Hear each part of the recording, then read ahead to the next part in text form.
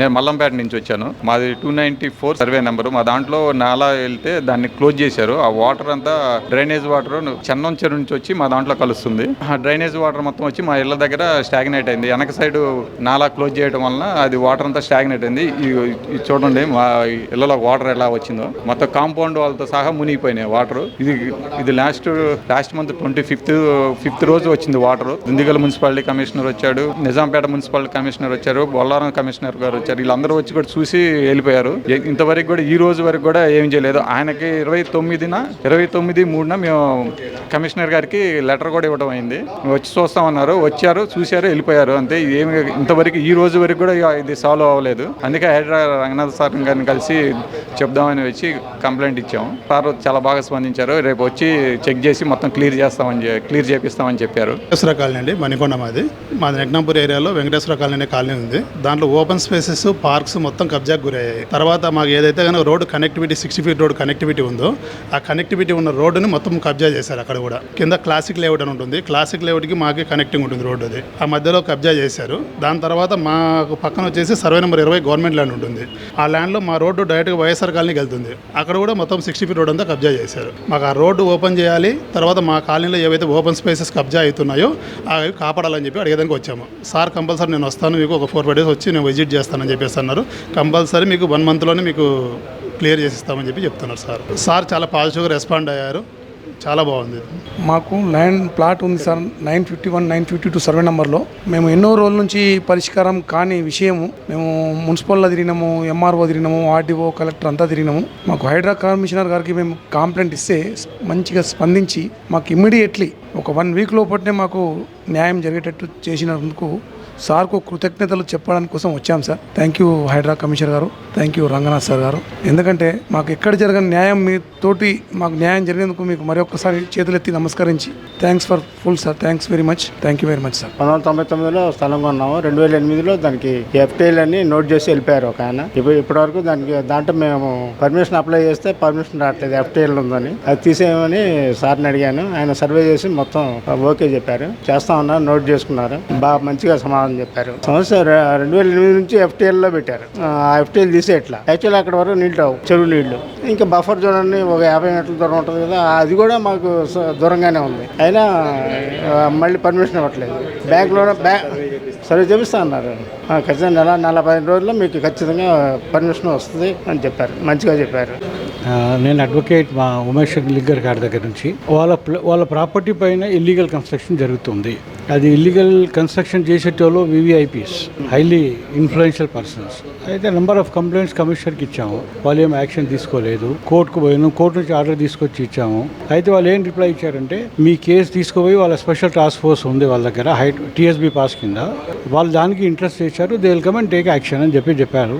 ఎప్పుడు 2022లో. ఈ 3 years అయిపోయిన తర్వాత కూడా ఏమీ కాలేదు. అదే గ్రీవెన్స్ తీసుకొని హైడ్రా దగ్గర వచ్చాము. హైడ్రా వాళ్ళు ఏమంటారంటే ఇప్పుడు డైరెక్ట్గా యాక్సెస్ మనకు లేదు, అది జ్యూరిడిక్షన్ మనకు లేదు, అన్లెస్ కోర్టు నుంచి డైరెక్షన్ తీసుకురండి, within 24 hours will take action అన్నారు. हम लोग कंप्लेन देने आए थे यहाँ पर हाइड्रा में खाना मेट हमारी ज़मीन के ऊपर में इलीगल कंस्ट्रक्शन हो रहा था. हम 3-4 बार कोर्ट का ऑर्डर भी लेके आए, 3-4 बार कंप्लेंट भी किए, पर GHMC ने अभी तक कोई एक्शन नहीं लिया. वो लोग इलीगल कंस्ट्रक्शन करते ही जा रहे हैं. तो उन्होंने साहब ने बोला कि देखो ये मेरे जुडिक्शन में नहीं आता है, पर अगर मेरे को कोर्ट डायरेक्ट करेगा तो I have to act in 24 hours में I will take the action. तो अब हम लोग कोर्ट में जाके वो एक्शन.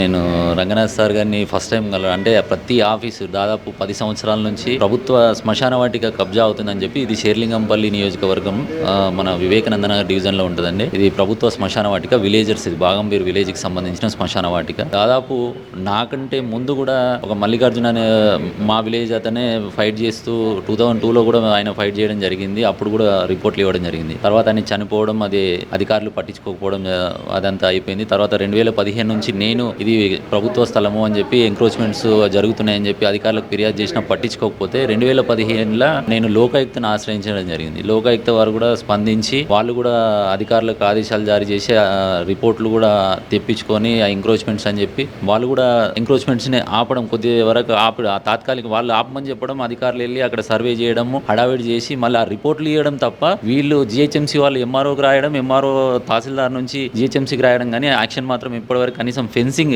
20 సంవత్సరాల నుంచి సమస్య ఉంటే ఇప్పటివరకు కనీసం ఫెన్సింగ్ వేయలేని స్థితిలో ఈ ఎంఆర్ఓ, స్థానిక ఎంఆర్ఓ కావచ్చు, కమిషనర్స్, అది జిహెచ్ఎంసీ కమిషనర్ కావచ్చు, ఈ స్థాయిలో ఉన్నారు. చివరికి లాస్ట్ కు మన రంగనాథ్ సార్ దగ్గరికి ఈ రోజు రావడం జరిగింది. సారు సానుకూలంగా స్పందించారు. రిపోర్ట్ కూడా క్లియర్ గా సారు అంటే స్టెప్ బై స్టెప్ రిపోర్ట్లు తీసుకోవాలని చెప్పి రాయడం చాలా నాకు బాగా నచ్చింది. ఎందుకంటే పాత రిపోర్ట్లు కానీ మళ్ళీ వాళ్ళ దగ్గర టైటిల్ ఏముంది, అన్ని రిపోర్ట్లు తీసుకొని ఫర్దర్ గా మూవ్ కావాలని చెప్పి చెప్పడం, అంటే ఆచరణలో అయ్యి ఉంటే ఇది ప్రజలకు సంబంధించిన విషయం కాబట్టి చాలా ఒకరికి ఇద్దరికి సంబంధించిన విషయం కాదు. ఇది Kukatpally south India shopping mall back side ఉంటుంది. 1000 మందికి ఉపయోగపడే శ్మశాన వాటిక. దాన్ని కాపాడితే ఇన్ ఫ్యూచర్ మనకి ముందు తరాల వారికి మనం హెల్ప్ చేసిన వాళ్ళం, వాళ్ళకి కూడా సహకరించిన వాళ్ళం. అయితే నేను ఫస్ట్ టైం వచ్చాను. నేను ఇప్పటివరకు నేను చాలాసార్లు 4 నెలల నుంచి కలుద్దామని ప్రయత్నం చేసినా కానీ కాలేదు. ఈ రోజు సార్ని కలవడం జరిగింది. సారు సానుకూలంగా స్పందించారు. ఒక 1.5 మంత్ లోనే ఈ సమస్యకు నేను పరిష్కారం చూపిస్తా అని చెప్పడం చాలా సంతోషంగా అనిపించింది. కన్లోకే విలేజ్ సయాసం రోడ్ పేట్ బస్ పోలీస్ స్టేషన్లో ఉంటుంది. ఇక్కడ గవర్నమెంట్ ల్యాండ్ తర్వాత గవర్నమెంట్ రోడ్ను కబ్జా చేస్తున్నారు. అక్కడ రియల్ ఎస్టేట్ మాఫియా. కోర్టుకు కూడా ఈ దాదాపు 3 years అయిపోయింది. వాళ్ళు కూడా రాకుంటే వీళ్ళందరూ ఇక్కడ ఉన్న వాళ్ళు, అక్కడ మాఫియా వాళ్ళందరూ ఏం చేస్తున్నారంటే ఇంకా ప్రభుత్వమే కానీ చెప్పేసి దాన్ని అంతా కబ్జా చేయాలని చూస్తున్నారు. అక్కడ లాస్ట్ 4 days నుంచి ఈ యొక్క మున్సిపాలిటీ వాళ్ళు కూడా మేము చెప్పినప్పుడు వస్తున్నారు, తరిగిస్తున్నారు, మళ్ళీ పోతున్నారు. మళ్ళీ నెక్స్ట్ డే మళ్ళీ దాన్ని కబ్జా చేసేస్తున్నారు. గవర్నమెంట్ యొక్క దారి కూడా మొత్తం కబ్జా చేస్తున్నారు. ఈ యొక్క దారి దాదాపు 50 సంవత్సరాల నుంచి ఉన్నది. మేము చిన్నప్పుడు అక్కడనే పోతున్నాం. ఇప్పుడు ఈ మధ్యనే రోడ్ అనేది హైకోర్టు ఆర్డర్ తీసుకొచ్చాం. చామన్పేట సర్వే కూడా చేశారు. అక్కడ ఎగ్జిస్టింగ్ రోడ్ ఉంది, అది గవర్నమెంట్ ల్యాండ్ అని.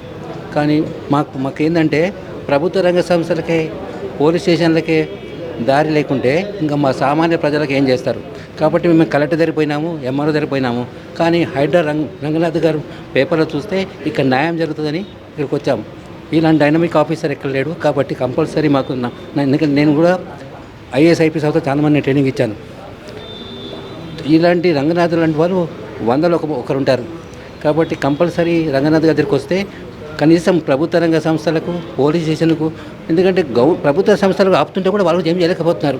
ఎందుకంటే రియల్ ఎస్టేట్ వాళ్ళు అంత ఎఫెక్ట్గా ఉన్నారు. మున్సిపల్ కమిషనర్స్, లోకల్ వాళ్ళు భయపడుతున్నారు. వాళ్ళకి అందరికీ తెలుసు ఇదంతా అన్యాయం అని.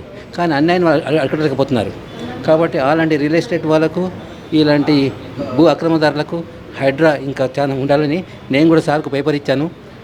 పోలీస్ పాత్ర ఎట్లా ఉండాలి, హైడ్రా పాత్ర ఎట్లా ఉండాలి, న్యాయస్థానం పాత్ర ఎట్లా ఉండాలి, అట్లా ఆ విధంగా ఉంటేనే ప్రజలు నిజంగా నమ్మకం వస్తుంది. మనం ఉన్నది ఎందుకంటే పోలీస్ వ్యవస్థ కానీ, జ్యుడిషియరీ కానీ ప్రజలు ఇంకా దగ్గర రావాలంటే మీరు తప్పకుండా న్యాయం చేయాలి. అలాంటి న్యాయం హైడ్రా వచ్చింది. కాబట్టి సీఎం రేవంత్ గారు మంచి స్టెప్ తీసుకున్నాడు. ఇలాంటి డిపార్ట్మెంట్కు ఎక్కువ ఫండ్స్ ఇచ్చేసి వాళ్ళు ఎన్ఆర్ఎస్ ఈ మధ్యన అగ్రిమెంట్ చేసుకున్నారు. కాబట్టి కనీసం ప్రభుత్వ రంగ సంస్థలు ఉన్నటువంటి ప్రభుత్వ ల్యాండ్స్ కాపాడి మన తెలంగాణను ముందు తీసుకెళ్తామని నా కోరిక. నువ్వు మాట్లాడు.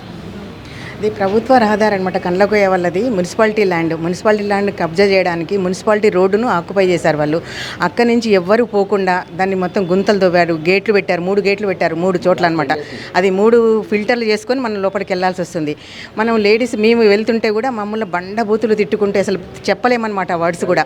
అట్లా ప్రైవేట్ పార్ట్స్ ఓపెన్ చేసేసి ఫోటో తీసుకుంటావా అని ఓపెన్ చేసి ఎదురుగా వస్తున్నారనమాట.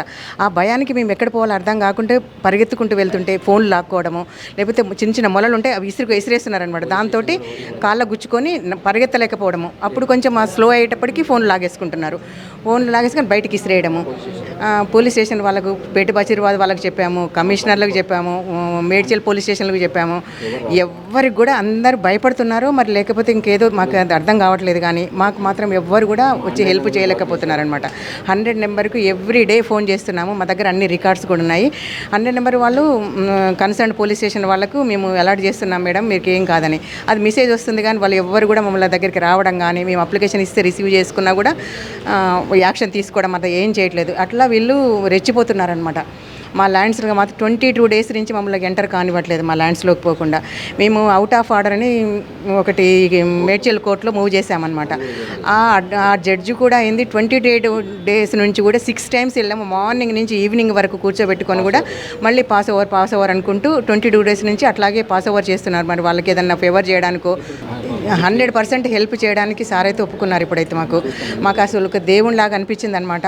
మాకు ఇక చివరి అవకాశం మాకేంటంటే న్యాయం జరుగుతుందని ఇంత దూరం వచ్చాము. ఏమి చేయలేని పరిస్థితిలో మేము భయానికి ఇంటికి మీద కూడా అటాక్ చేయడానికి 2-3 పంపించారు. మాకు అనుమానం వాళ్ళే అయ్యి ఉండొచ్చేమో అని. ఎప్పుడు లేనిది అటాక్ చేయడానికి ఎందుకు వచ్చారు మా ఇంటికి అన్నట్టుగా. డిఫరెంట్ పీపుల్ తోటి కర్రలు పట్టుకొని మా వెంట నడుస్తుంటారు. మేము ఎక్కడికి పోయినా కూడా ఫొటోస్ తీసుకుంటాం. మేము ఏదైనా ఫోటో తీయబోతే మమ్మల్ని అటాక్ చేస్తున్నారనమాట. ఆ ఫొటోస్ అన్ని కాపీస్ ఉన్నాయి. అవన్నీ ఎఫ్ఐఆర్ బుక్ అయిపోయినాయి. ఎఫ్ఐఆర్ బుక్ అయినా వాళ్ళకి ఏమీ యాక్షన్ తీసుకోవట్లేదు. ఉమెన్ కమిషన్లో వేసాము.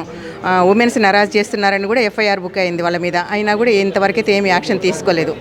అంతే, బుక్ అయినంత వరకే అవుతున్నాయి కానీ యాక్షన్ మాత్రం నో యాక్షన్ ఏది లేదనమాట. మమ్మల్ని మాత్రం అట్లాగే అటాక్ చేస్తున్నారు. మమ్మల్ని ల్యాండ్లోకి పోనివ్వట్లేదు. కమిషనర్కి హెల్ప్ చేస్తానన్నారనమాట. అది మీకు 1 వీక్ 1-2 వీక్స్ లోపల నమ్మకం ఉంది సార్ హెల్ప్ చేస్తారని.